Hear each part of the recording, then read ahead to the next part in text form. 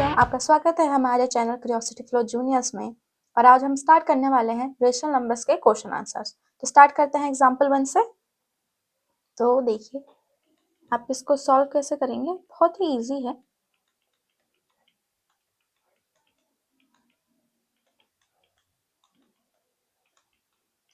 पहले हम जितने भी डिनोमिनेटर्स पे नंबर्स हैं उनका एलसीएम करेंगे। ओके,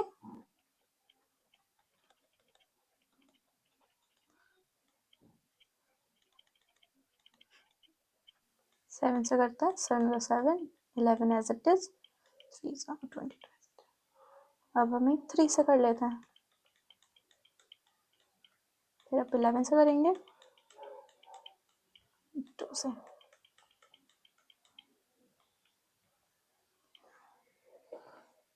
ओके, तो ये आपका एलसीएम बन गया कितना, 7 इंटू 3 इंटू 11 इंटू 2। तो आपका आंसर हो जाएगा 7 3 21, 21 11 22।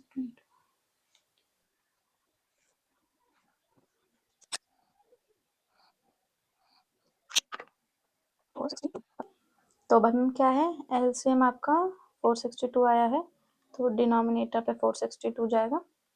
ठीक है, अब देखिए हमें 7 को किससे इंटू करना है। जब भी ऐसे नंबर्स होते हैं फ्रैक्शन के, उनको अगर आपको प्लस माइनस करना होता है तो आप पहले नीचे के नंबर्स का एलसीएम करते हैं, जो कि अभी हमने किया। तो आपका 462 है, तो डिनोमिनेटर में 462 रहेगा। अब आपको क्या करना है, ये सारे डिनोमिनेटर्स के नंबर्स को मल्टीप्लाई करके आपको बनाना है 462। तो देखिए हम 7 को किससे इंटू करेंगे 462 बनाने के लिए, यहाँ पे जैसे कर ही रखा है देखो। 7 से किस नंबर्स को इंटू किया है, 3 11 और 2 को। तो आंसर कितना आ जाएगा, 33 60, यानी 7 इंटू 66 460। तो इसको हम 66 से इंटू करेंगे, तो जिससे डिनोमिनेटर पे इंटू उसी से न्यूमरेटर पे इंटू। ठीक है, सेम 11 का देखेंगे, तो 11 का देखिए 11 किस किस से इंटू हुआ था, 7 से, 3 से, 2 से। 7 3 21 और 21 2 24। 7 3 21 और 21 2 42। तो ये आपका 42 से इंटू होगा। वैसे 21, तो देखिए 21 कैसे बनेगा आपका, 7 3 21 और ये इंटू किससे हुआ था, 11 2 से। तो 11 2 22। देखिए 22, अब हमें दिख ही रहा है 22 किससे होगा, 21 से। बस अब हम इनको इंटू कर देंगे, आपका आंसर बन जाएगा 66 इंटू 3।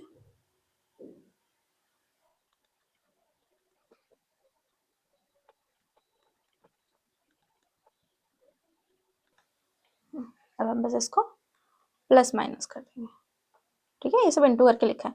6 3 6 6 198, 6 42 252, 8 22 176, 5 21 105। ओके, अब इनको सॉल्व कर देंगे।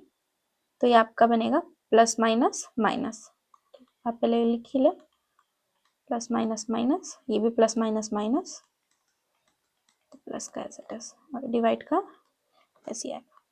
तो इनको सॉल्व करें, 198 माइनस 252, तो आप करके देख सकते हैं।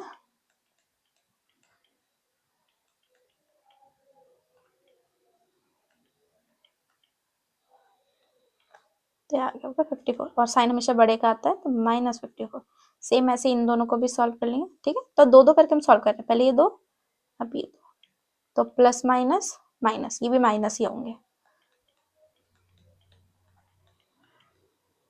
तो 71। और माइनस माइनस प्लस होता है, तो इनको हम प्लस कर देंगे।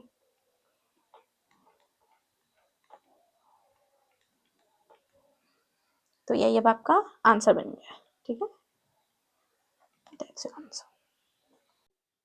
चलिए अब अगले क्वेश्चन पे बढ़ते हैं, एग्जाम्पल 2।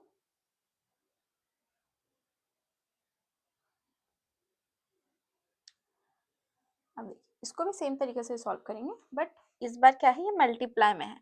तो मल्टीप्लाई में हम एलसीएम नहीं करते हैं, इसमें हम डायरेक्ट मल्टीप्लाई करेंगे। तो देखिए इसको करने के आपके पास दो तरीके हैं। एक तो आप प्रॉपर्टीज का यूज करके कर सकते हैं, जैसे कि अगर आप देखें तो ये वाला जो नंबर है, ठीक है, लिख देते हैं -4/5 इंटू 3/7।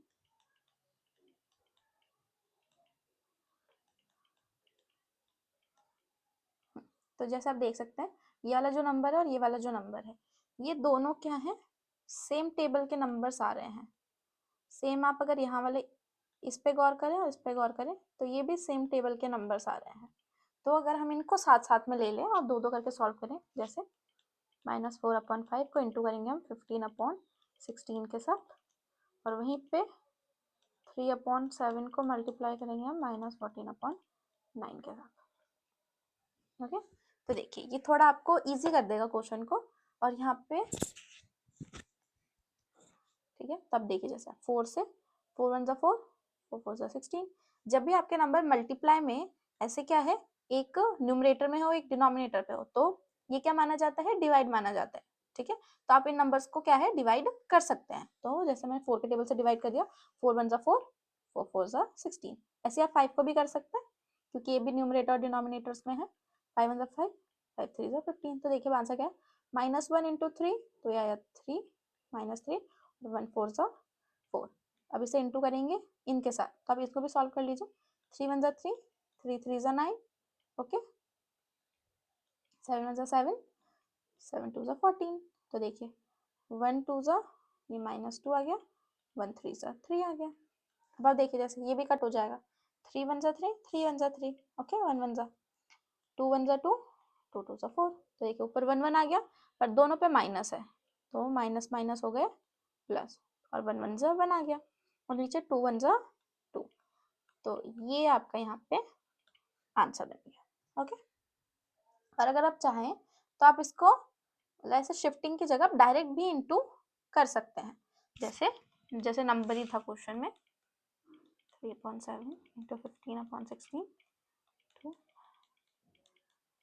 लाइक आप यहीं पे इनको दो दो का पेयर कर लें, और आप यहीं पे भी इसको इनटू कर सकते हैं। जैसे 4 3 12 आ जाता, -12 और 35 आ जाता। इनको भी आप इंटू कर सकते हैं। 15 × 14 आपका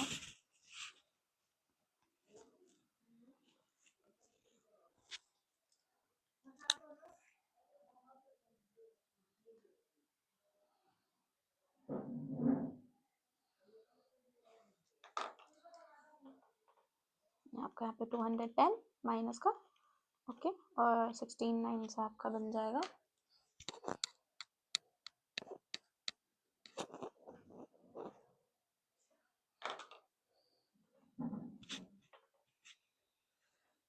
44। ओके, तो ऐसा आप इसको सॉल्व कर दीजिए। जैसे इनको आप कट कर सकते हैं, 12 1 12, 12 12 144। ठीक है, आप इसे 5 के टेबल से भी कट कर सकते हैं, 5 7 35, 5 4 20, 2 ठीक है, 20 लेके 42, 5 42 ओके। आप 7 से इसको और कट कर सकते हैं, 7 1 7, 7 6 42। अब देखिए माइनस माइनस प्लस हो जाएंगे, और 1 × 6 6, और ये 1 12 12। तो आप इसको कट कर लें, 6 1 6, 6 2 12। तो आपका ये आंसर 1/2। तो आप इसे डायरेक्ट भी सॉल्व कर सकते हैं, वरना आप ऐसे जो नंबर सेम सेम टेबल्स वाले हैं उनको साथ साथ लेके भी सॉल्व कर सकते हैं। ठीक है, दोनों में आपका आंसर करेक्ट है। तो चलिए अब बढ़ते हैं हम अपने नेक्स्ट क्वेश्चन की तरफ।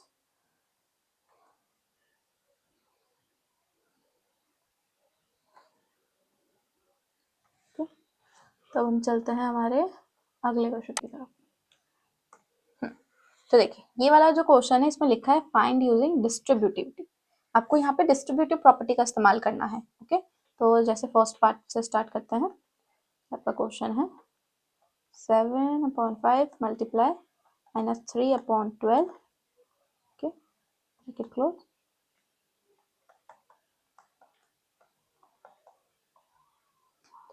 देखिए हम इनको डायरेक्ट सॉल्व कर सकते थे, पर इन्होंने बोला है डिस्ट्रीब्यूटिव प्रॉपर्टी इस्तेमाल करनी है। तो अब देखिए डिस्ट्रीब्यूटिव प्रॉपर्टी हमारी क्या थी कि अगर a multiply b plus C बराबर होता है a into B plus a into C. तो अगर आप यहाँ पे ध्यान से देखें तो यहाँ पे आपकी a की वैल्यू कौन सी हो रही है, 7/5, क्योंकि वो दोनों तरफ आ रहा है। और ये जो वैल्यू है ये आपका b का वैल्यू, ये जो दूसरी वैल्यू है आपका c का वैल्यू। तो आप देख सकते हैं ये किस फॉर्म में लिखा हुआ है, ये हमारा इस फॉर्म में दिया गया है, बट हम सॉल्व इसको क्या करेंगे, इस फॉर्म में। तो ये फॉर्म हमें क्या कर रही है, ए वाली वैल्यू को बाहर ले लें, तो जो सेम है दोनों में उसको हम बाहर ले लेंगे, ठीक है, और मल्टीप्लाई लगाएंगे, ठीक है, ब्रैकेट, और ब्रैकेट में क्या है, बी और सी को ऐड करेंगे, तो बी की वैल्यू है -3/12, उसमें ऐड करेंगे हम सी की वैल्यू जो कि है 5/12।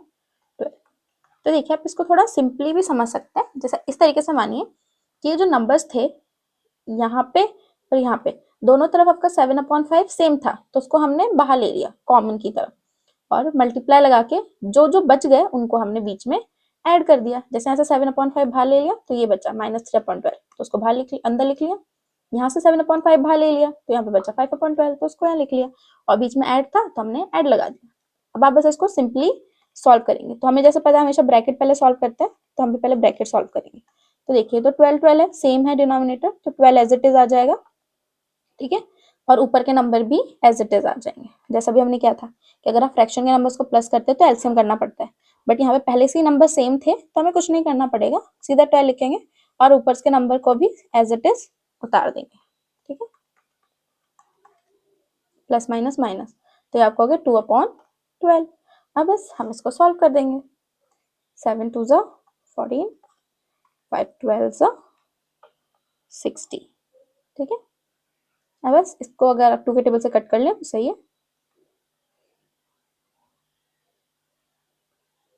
2 7 14 और ये 2 30, तो आपका आंसर हो गया 7/30।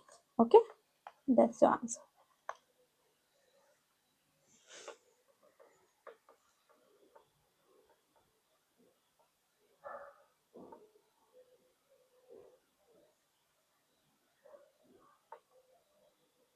ठीक है, ऐसे ही अब आप सेकेंड पार्ट को ट्राई कर सकते हैं, वीडियो को पॉज करके आप खुद से ट्राई करें।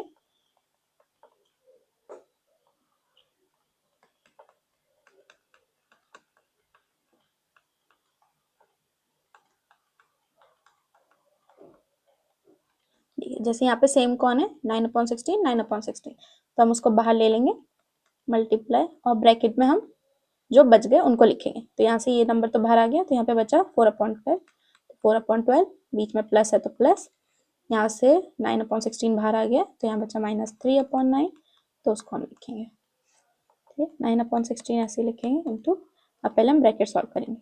तो देखिए यहाँ पे नंबर अलग अलग हैं, तो पहले आपको इनका एलसीएम करना पड़ेगा, तो 12 लाइन का एलसीएम 3 से करेंगे, 3 4 3 करेंगे 4,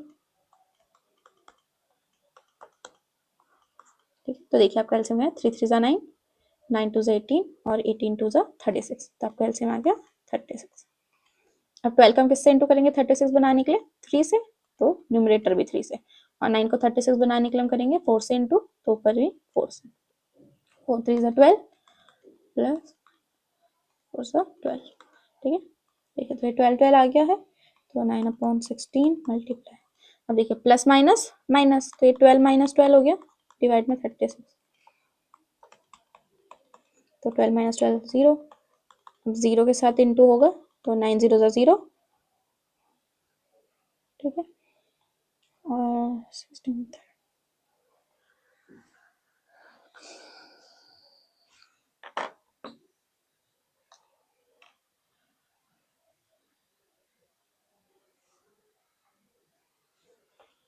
अब 16 × 36 आपका 576 बना। पर कभी भी किसी के न्यूमरेटर पे 0 होता है तो हमारा आंसर भी 0 आ जाता है, तो वैसे आप डायरेक्ट भी 0 लिख सकते हैं, आपको इनको इंटू करने की भी जरूरत नहीं पड़ेगी, दिखा देंगे तो बेटर रहेगा। तो ये हो गया आपका इसका आंसर।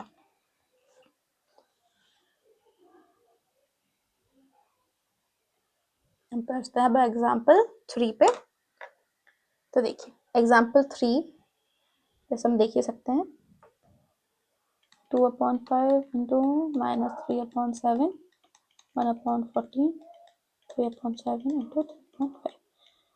तो आप जैसे देख सकते हैं यहाँ पे एक तो ये नंबर मल्टीप्लाई वाला है, ठीक है, और यहाँ पे एक ये पेयर मल्टीप्लाई वाला है, ठीक है। तो आपको सिर्फ अभी मल्टीप्लाई मल्टीप्लाई पे फोकस करना है, जैसे आप देख ही सकते हैं दोनों मल्टीप्लाई के नंबर्स में आपका -3/7 -3/7 ये सेम है, तो हम क्या करेंगे,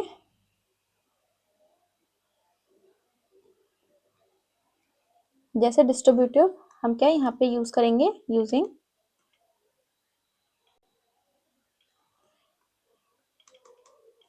डिस्ट्रीब्यूटिविटी, अब क्या डिस्ट्रीब्यूटिव प्रॉपर्टी का इस्तेमाल करेंगे और क्या करेंगे, हम इसमें से -3/7 को बाहर ले लेंगे, जो कि सेम चीज़ है दोनों में, और ब्रैकेट में जो बच गया इनटू लगाएंगे, ठीक है। और यहाँ पे जैसे बचा है 2/5, तो 2/5 और यहाँ से हम 3/5। तो अगर आप ध्यान से देखें तो यहाँ का माइनस का साइन हम ले चुके हैं, तो यहाँ पे कोई साइन नहीं बचा है, तो यहाँ पे हम क्या है प्लस को लेंगे, जहाँ पे कोई साइन नहीं होता वहाँ पे प्लस रहता है, ठीक है। -3/5 और यहाँ बाहर बच जाएगा अकेला 1/14, ठीक है। अब पहले हम ब्रैकेट सॉल्व करेंगे जैसे पता ही है हमें। तो देखिए नीचे इस बार तो सेम ही नंबर है, तो जब सेम रहता है तो एज इट इज लिख देते हैं और ऊपर के नंबर्स को भी एज इट इज प्लस कर लेते हैं। तो -3/7 इंटू बचा 5/5, ठीक है माइनस। तो देखिए पहले हम हमेशा इंटू सॉल्व करेंगे, ठीक है। तो वैसे तो आप यहाँ पे 5 से 5 को कट कर सकते हैं क्योंकि वो डिवाइड में है, तो -3 1 -3, 7 1 7, -1/14। अब इनको माइनस करना है तो हम क्या करेंगे इनका एलसीएम, तो 7 14 का एलसीएम, वैसे तो 14 ही आएगा बट कर लेते हैं, ठीक है। तो 7 2 14, तो एलसीएम हमारा 14 आया। तो 7 को हम 2 से इंटू करेंगे 14 बनाने के लिए, तो सेम ऊपर 14 तो पहले से 14 है, तो उसको सिर्फ 1 से इंटू करेंगे, -2 3 2 6 और -1 1 से, तो माइनस माइनस प्लस होता है, तो ये आपका आंसर आ जाएगा -7/14। इसको आप कट कर लेंगे, 7 1 7 7 2 14, तो आपका आंसर हो गया -1/2। तो दैट्स योर आंसर। तो इसके साथ ही आपके एग्जाम्पल्स कंप्लीट होते हैं चैप्टर के। आई होप आपको सब कुछ समझ में आ गया होगा, ठीक है। कोई भी डाउट होगा तो आप कमेंट सेक्शन में अपने डाउट्स लिख सकते हैं। चलो अब आगे बढ़ते हैं। अब हम स्टार्ट करते हैं आपका एक्सरसाइज 1.1। बहुत ही छोटी सी एक्सरसाइज है तो ज़्यादा वक्त नहीं लगेगा, ठीक है। तो देखिए क्वेश्चन क्या है, name the property under multiplication used in the following, each of the following. हमें बताना है इनमें कौन कौन सी प्रॉपर्टीज का इस्तेमाल हुआ है, ठीक है। तो जैसे आप पहली प्रॉपर्टी देख ही सकते हैं, यहाँ पे क्या है 1 से मल्टीप्लाई किया गया है, और अभी हमने पढ़ा था अगर किसी भी नंबर को 1 से मल्टीप्लाई किया जाए और हमें आंसर में वही मिले, ठीक है। जैसे -4/5 को 1 से इंटू किया तो आंसर भी आपका -4/5 ही आया है, तो इसको हम कहते हैं मल्टीप्लिकेटिव आइडेंटिटी। तो आपका पहला आंसर है मल्टीप्लिकेटिव आइडेंटिटी, ओके। अब ऐसे ही देखिए सेकंड प्रॉपर्टी, इसमें देखिए क्या है -13/17 इंटू -2/7, फिर -2/7 इंटू -13/17। जैसे अगर आप इसको ए वैल्यू माने, इसको बी वैल्यू माने, ठीक है, इंटू हो रहा है। अब सेम इक्वल्स टू में क्या हो रहा है, पहले बी वैल्यू है और फिर ए वैल्यू है। तो अब आप तो ये देख के बता सकते हैं कौन सी प्रॉपर्टी यूज हो रही है, ये है आपकी कॉम्यूटेटिविटी।